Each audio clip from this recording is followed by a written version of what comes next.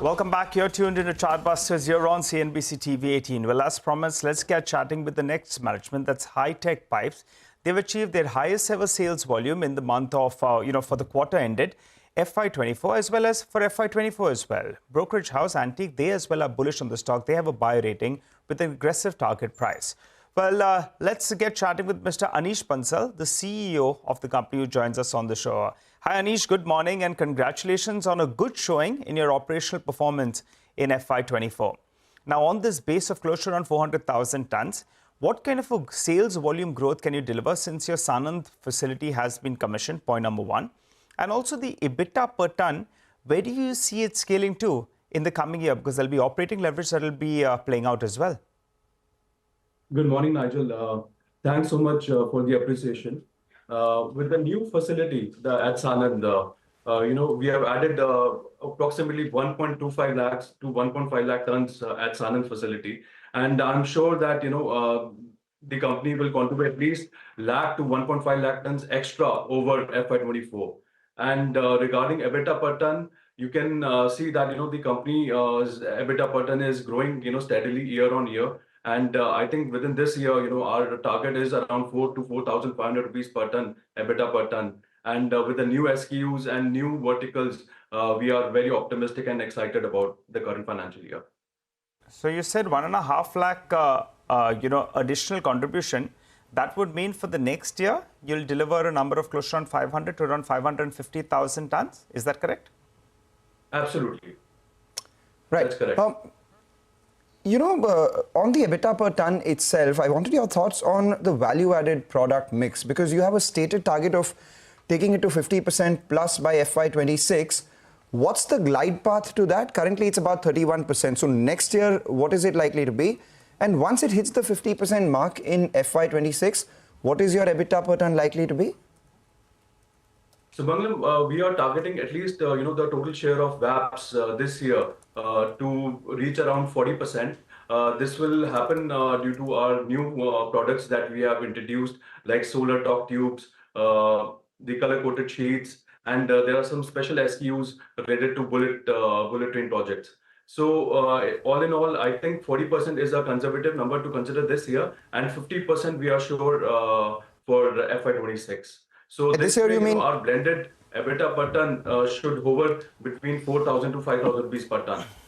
So by this year, you mean FY25, right? Yes, that's correct. Okay. Okay. All right. The other parameter where you've done quite a lot of improvement is the working capital days. I recall it being close to around 80 days. As of the last, few quarters, it's come down to, I think, sub 50, around 49 days. Where does this number stabilize at? So right now we are working between 45 to 50 days, as you said. But, going forward, our focus is towards, further shrinking of this working capital. And I think, 30 to 35 days is an optimistic number that we can consider for next 2 financial years. And FY26, your peak utilization should be what, 70%? Yeah, peak utilization is 70%. Absolutely. So that means that this year you do about 535,000 tons of volumes. The year after that, assuming it's 1 million tons of capacity, you would do close to 7 lakh tons of volumes. Is that correct? Yeah, that is absolutely correct. 6.5 to 7 lakh tons is our targeted volume for FY26. And of which 50% will come in from VAP. What's the margin differential between the two? Approximately 1,000 to 2,000 rupees per ton, depending on product to product and SKU to SKU. Okay, that's why you're saying that you'll head towards 5,000 rupees in FY26, right? Absolutely. That's the target. Got it. How is your balance sheet looking, Anish? If you could help us out. You had issued some warrants which got converted as well to the promoter and the non-promoter group. Your interest per quarter is around 9 to 10 crores. So, how do you see that this number moving? So, Nigel, if you see, over the last 2 to 3 years, we have, while expanding, we have brought down our long-term debt. And I think in coming 1 to 2 years, we will be totally, debt-free company. I'm talking about the long-term debt. And the working capital also, as the number of working capital days is shrinking. So the extra requirement of working capital will also, it will be stagnant where it is right now. So all in all, the financially, the balance sheet will look much improved going forward. What's the outstanding order that you have right now in terms of volumes and value? So currently, approximately 250 crores of orders are in hand. This relates to various projects, central government projects, and the orders from our distributors. And I think this is a healthy number, and this is a recurring orders that we get from our customers, our long-term customers. So this is the ideal number. Got it. Okay. So, you have visibility of 4 to 5 months, 4 months approximately, I think so, going by that number. Yeah, absolutely. The orders are recurring, and the flow of orders is very continuous. So we're like worried on that. All right, Anish, you're going to go from around 3.9 lakh tons in the next 2 years to close to around 7 lakh tons. That's a big jump. It's more than a 50% jump. Now, I'm looking at the promoter holding. It's come down from around 59% to around 53%. That's because of conversion of warrants. Higher number were issued to non-promoters. Where does this number stabilize at, assuming full conversion? I ask you this is because as the promoter of the company, and you've seen quite a few cycles, now things appear to be on track. What is the holding you'd like to maintain at?